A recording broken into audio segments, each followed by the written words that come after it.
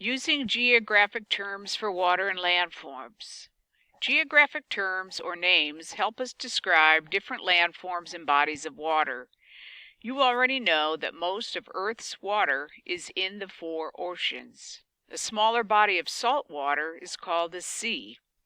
Sometimes part of a sea or an ocean cuts into a mass of land. A body of water like this is called a gulf. An example is the Gulf of Mexico near the southeastern part of the United States.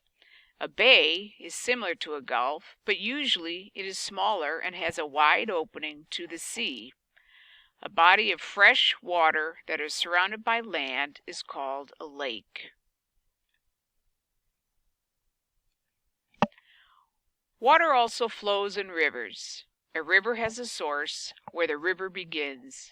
It also has a mouth where the river empties into a larger body of water like an ocean or a lake. A smaller stream that feeds into a river is called a tributary. The major types of landforms are mountains and plains.